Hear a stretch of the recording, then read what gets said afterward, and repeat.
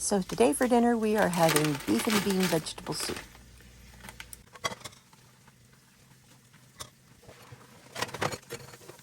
And I'm starting by picking out all of the small cloves from this bag of garlic that I keep in my freezer, because I'm just going to rough chop it and have big chunks of garlic in the soup today. And that's 4 little squares of frozen ginger, rough chop the garlic, and then prep the onion. And all of this is going to go into a cold pan.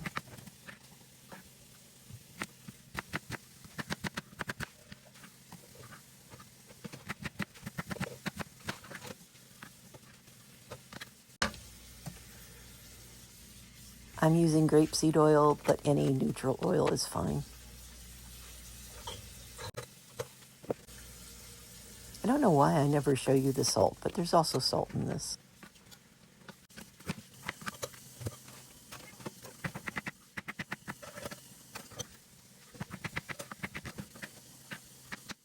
At the last minute, I decided to cut up a red pepper for color and flavor.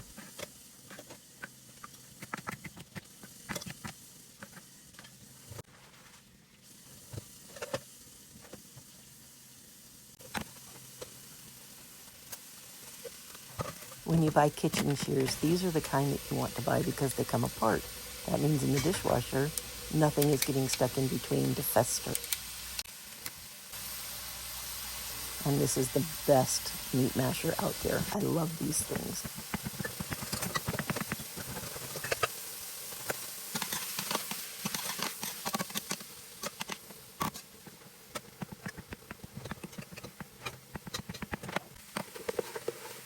Just prepping the rice for later, and since I'm making rice, yum! Get to do the boiling water thing. I'm using Wagyu beef here because it was on sale at Aldi, and I'm cooking it separately because I don't want all that extra grease in the soup.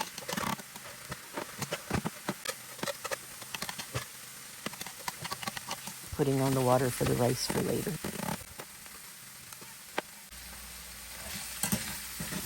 And here I am separating the beef from the grease, leaving the grease in the pan and getting the beef into the soup.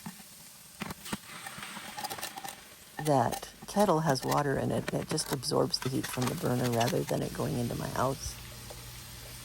This is interesting. This is the leftover juice from the chicken and rice recipe that I made a couple days ago. Instead of throwing all of this away, I kept it, and now it's the base of my soup. Can of cannellini beans, can of fire roasted tomatoes. You're asking for third snack at this point. Yes, you are. You're asking for third snack at this point.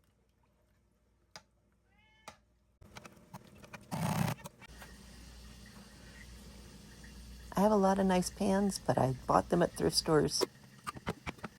No for babies. No, no for babies. No for babies. No for babies. No for babies. No for babies. All right, you can lick the butter knife. Is that good? There you go. That's all you get. You can add any spices and seasonings you want to this rice recipe as long as it doesn't add any liquid. I love that about this.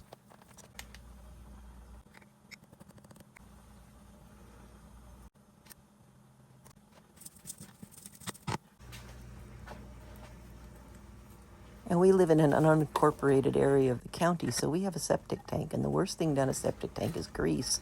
So this little jar just lives in our refrigerator. All the excess grease goes into it, and when it's full, we just throw it away.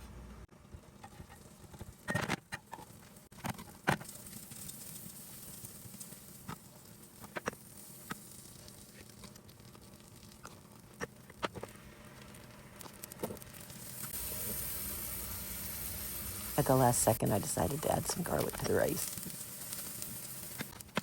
And here comes my favorite part. I love adding the boiling water to the rice.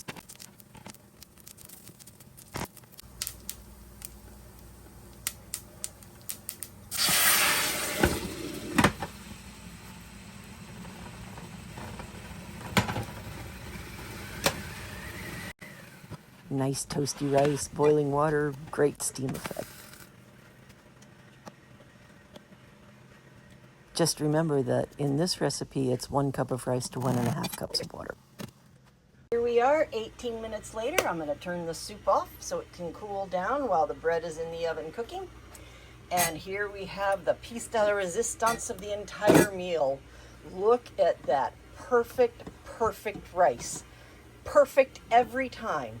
And this is well seasoned. Look at that. All the kernels, or all the grains are just completely separated. Oh, it's so beautiful. Seasoned however you want it. Cooks perfect every time. No guess, no muss, no fuss. Perfection. And you get the cool little boiling water thing.